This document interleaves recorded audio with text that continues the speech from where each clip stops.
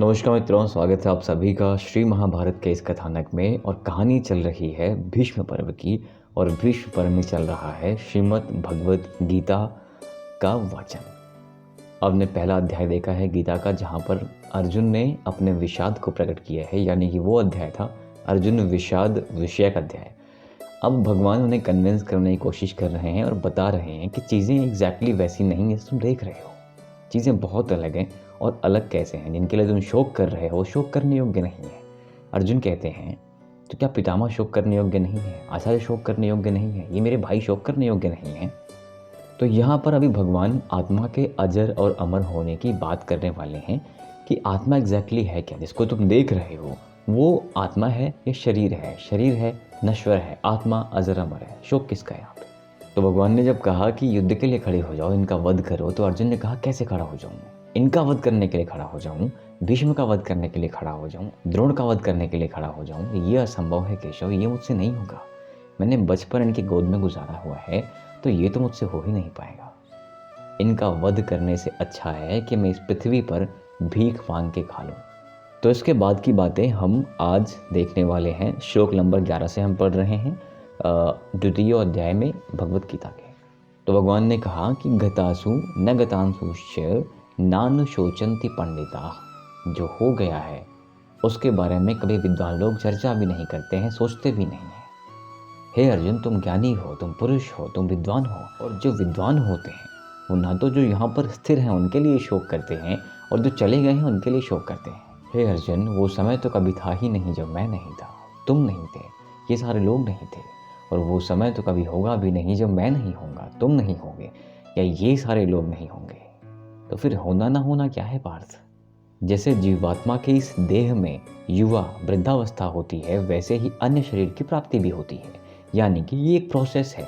जो बच्चा है वो बड़ा होगा, और जो बड़ा है वो वृद्ध होगा, और जो वृद्ध है वो मरेगा।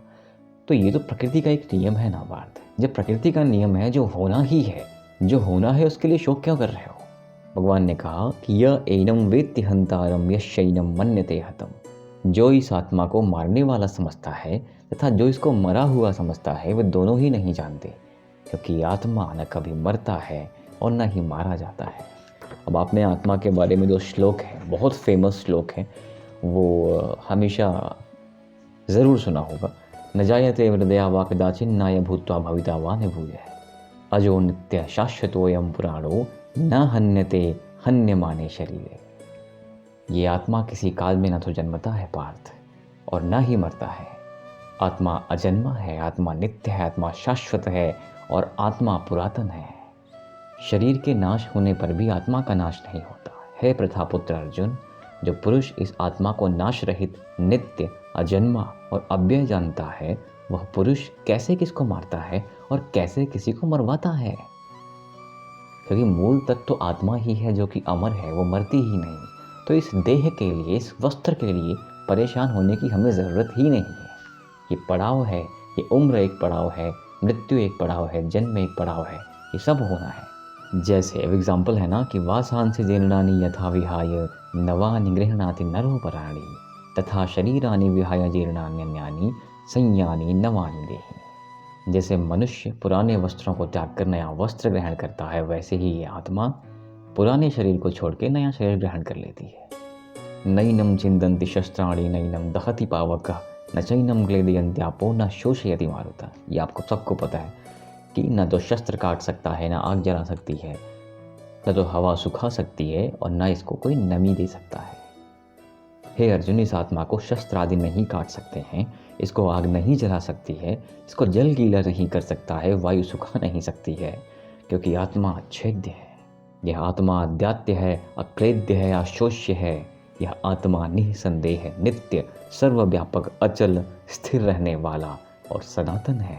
जो कांस्टेंट की थियरी होती है ना, सुखे दुखे समय कृत्वा लाभा लाभो जया जयो, ये होता है कांस्टेंट। ना तो आप कुछ कर सकते, आप पकड़ नहीं सकते, टच नहीं कर सकते, कोई भी एक्सटर्नल फोर्स उस पर अप्लाई नहीं हो सकता। वो आत्मा है, यानी कि जो भौतिक हम जीवन में रह रहे हैं, इस भौतिक जीवन में आत्मा का भौतिक रूप होता ही नहीं है। और बड़ी बात यह है कि जिसका भौतिक रूप ही नहीं है वही शक्तिमान है। फिर भगवान कहते हैं कि यह भीष्म आदि के शरीर मायामय होने से अनित्य है। संपूर्ण प्राणी जन्म से पहले शरीर वाले और मरने के बाद फिर से बिना शरीर वाले ही हैं। केवल बीच में शरीर को प्राप्त होते हैं, फिर उस विषय में क्या चिंता है। भीष्म पहले कुछ और थे, इस मृत्यु के बाद फिर कुछ और हो जाएंगे। तो जो बीच का फ्रेज है ना, ये बीच का फ्रेज भी तो लिमिटेड है। अरे तुम नहीं करोगे, कोई और करेगा, रीज़न ही तो चाहिए, क्योंकि प्रकृति अपना काम करती रहती है। अब भगवान आत्मा के सिद्धांत को बताने के बाद अर्जुन से कहते हैं कि अगर तुमने अपने कर्म का पालन नहीं किया, अपने कर्तव्य का पालन नहीं किया, तो क्या होगा। कीर्ति को खोना एक बहुत बड़ा पाप है। तुमने जो कीर्ति अर्जित करी है ना, अगर तुम यहाँ से युद्ध से पीछे हट जाते हो, तुम्हारी कीर्ति नष्ट हो जाएगी। ये एक बहुत बड़ा पाप है। लोग तुम्हें क्या कहेंगे तुम्हें पता है। एक कीर्तिमान मनुष्य की कीर्ति चले जाना मतलब मरण से भी अधिक बड़ा पाप हो गया उसके साथ। तुम जिसके माननीय हो ना, तुम उसी के द्वारा तुच्छ कहे जाओगे। ये सब होगा अगर तुम अपने कर्म का या कर्तव्य का पालन नहीं करोगे। भगवान कहते हैं कि हतो वा प्राप्स्यसि स्वर्गम जित्वा वा भोक्ष्यसे महीम तस्मादुत्तिष्ठ कौन्तेय युद्धाय कृत निश्चय। अगर जियोगे तो पृथ्वी का यश भोगोगे और मरोगे तो स्वर्ग जाओगे, इसलिए चुपचाप उठो और युद्ध करो। सुखे दुखे समय कृत्वा लाभालाभो जया जयो ततो युद्धाय युज्यस्व नैनम पापम अवाप्स्यसि। सुख हो, दुख हो, लाभ हो, हानि हो, जय हो, पराजय हो, जो इन सब परिस्थितियों में एकदम बैलेंस रहता है ना, वही स्थित प्रज्ञ है। अब भगवान इनको बताते हैं कि स्थित प्रज्ञ क्या होता है, एक मुनि क्या होता है, एक ज्ञानी क्या होता है। जैसे सागर है, एक शांत है, सागर ही मुनि है, सागर ही ज्ञानी है। कि नदियाँ अपना सारा जल, सारी उथल पुथल, यानी कि छोटे जलाशय में बड़ी उथल पुथल होती है, लेकिन जब जाकर के वो बड़े जलाशय में मिल जाते हैं ना, तो उन्हें लगता है पता कि यार मैं तो कुछ नहीं था। तो नदियाँ अपना सारा जल, सारी उथल पुथल ले जाकर के समुद्र में उड़ेल देती हैं, और समुद्र सामान्यतः अपने तटों की मर्यादा का उल्लंघन नहीं करता। तो जब तक मनुष्य परमात्मा से नहीं मिल जाता, उसको छोटे मोटे आनंद विचलित कर सकते हैं, लेकिन एक बार जब उसे परमानंद मिल गया ना, फिर छोटी मोटी बातें वो देखता भी नहीं है। बुद्ध युक्तो जहाती है उभय सुकृत दुष्कृते तस्माद् योगाय युज्यस्व योग कर्मसु कौशलम। योग जो है ना, योग क्या है, कर्म ही तो है। कर्म की कुशलता का नाम ही योग है।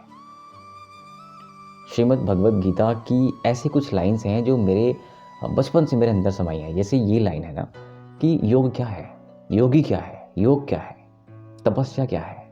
योगः कर्मसु कौशलम। कर्म के कौशल को ही तो हम योग कहते हैं। जो भी आप कर रहे हो, आपकी जिम्मेदारियां हैं, घर है, परिवार है, ये देखना है, वो देखना है, एक कर्म आपके सामने खड़ा हुआ है।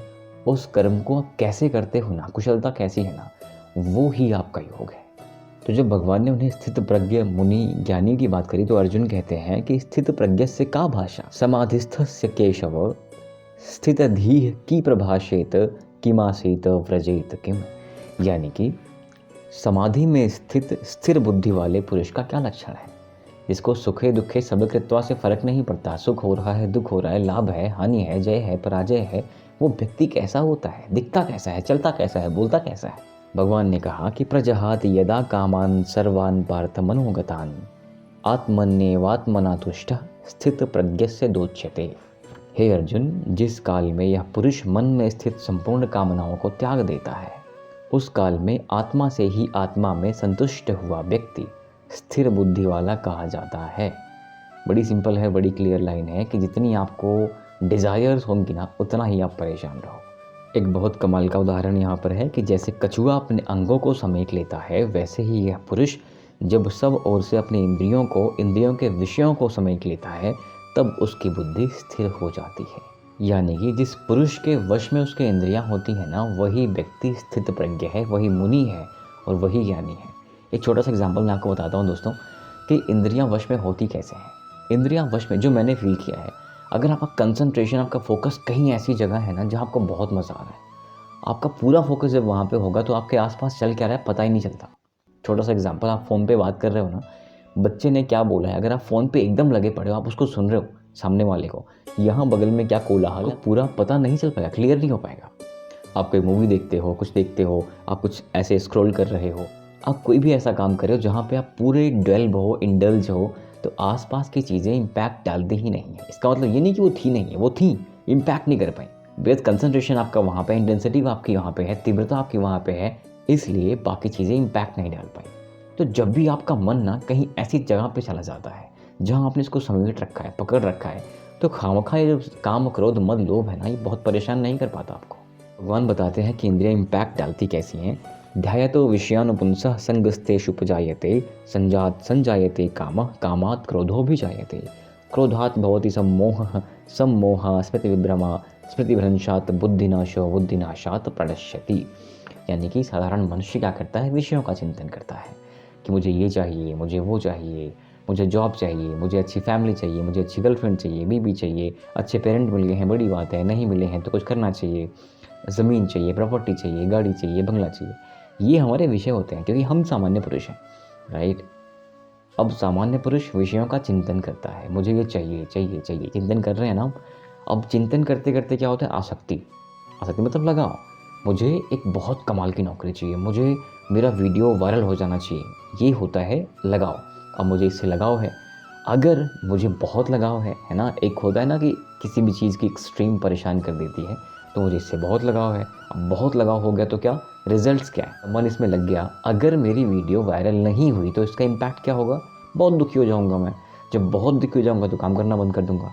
तो यही यहाँ पर कहा गया है कि सामान्य पुरुष विषयों का चिंतन करता है और विषय उसे बनाते हैं आसक्त, और आसक्ति से ही मोह उत्पन्न होता है, आसक्ति से ही काम उत्पन्न होता है। जब कोई भी काम ना पूरा हो आपका, कुछ भी काम, जैसे मुझे ये चाहिए, नहीं पूरा हुआ तो क्या होगा, क्रोध आएगा, फ्रस्ट्रेशन आएगी। फ्रस्ट्रेशन आएगी तो क्या होगा, आप समझ रहे हैं ना। मतलब क्रोध जब आता है तो विवेक काम नहीं करता, बुद्धि काम नहीं करती। जब बुद्धि काम नहीं करती, बुद्धिनाशात् प्रणश्यति, यानी कि जब बुद्धि ही नहीं काम करती मनुष्य की, तो आप समझ लें कि मनुष्य जीवित होते हुए भी मृत के समान है। तो ये सामान्य पुरुष का है, क्योंकि वो इंद्रियों से जो देख रहा है वो चाहिए, वो भौतिक चीज़ों के पीछे बहुत घूम रहा है। लेकिन स्थित प्रज्ञ जो है, जो मुनि है, जो ज्ञानी है, उसे क्या फ़र्क पड़ता है, वो तो अपने अंदर ही कुछ कर रहा है ना, वो कुछ एक्सपेरिमेंट करे जा रहा है, कुछ रिसर्च करे जा रहा है, वो समझने की कोशिश कर रहा है। तो स्थित प्रज्ञ क्या होता है, वो मुनि है, वो ज्ञानी है, लेकिन वो है कैसा, वो है इंद्रियाणाम ही चरताम यन मनोतु विधीयते, यानी कि जिस पुरुष की इंद्रियां सब प्रकार से इंद्रियों के विषयों के वश में होती है ना, उसी की बुद्धि स्थिर होती है। तो यहाँ पर भगवान ने बताया ना कि कर्म क्या है, ज्ञान क्या है, ज्ञानी क्यों श्रेष्ठ है, मुनि क्यों श्रेष्ठ है। आप कर्म के माध्यम से भगवान को पा सकते हो, आप ज्ञान के माध्यम से भगवान को पा सकते हो। यहाँ पे अर्जुन हो जाते हैं कन्फ्यूज़ कि अगर ज्ञान भी महत्वपूर्ण है, ज्ञान के थ्रू भी मैं सब कुछ कर सकता हूँ, तो मैं कर्म करूँ क्यों। अर्जुन ने प्रश्न किया कि हे जनार्दन, यदि कर्मों की अपेक्षा ज्ञान श्रेष्ठ है, मान्य है, तो फिर हे केशव, आप मुझे भयंकर कर्म में क्यों लगा रहे हैं। आप मुझे कुछ ऐसा मार्ग बताइए ना कि मैं ये कर्म ना करना पड़े और ज्ञान के माध्यम से मैं संतृप्त हो जाऊँ, तृप्त हो जाऊँ, परमानंद को प्राप्त हो जाऊँ। तो मित्रों, दूसरा अध्याय यहाँ पर समाप्त हो चुका है, तीसरा अध्याय यहाँ शुरू हो चुका है। और आपके सपोर्ट के लिए बहुत बहुत धन्यवाद। इतने दिन आपने इंतज़ार किया, आपने वेट किया, और आपने बार बार कमेंट्स के ज़रिए कुशल क्षेम पूछी है मेरी। ऑल्दो ऑफिस का टाइम थोड़ा सा हेक्टिक है, मैं ये रात के 10 बज रहे होंगे, अथवा आई थिंक 10 से ज़्यादा ही हो रहे होंगे। मैं बैठ के ऑफिस ख़त्म करने के बाद वीडियो बना रहा हूँ आपके लिए। ये सब कुछ मैं कर पा रहा हूँ आपके सपोर्ट से, ये सब कुछ मैं कर पा रहा हूँ आपके अफेक्शन से। तो once again thank you very much. जय हिंद।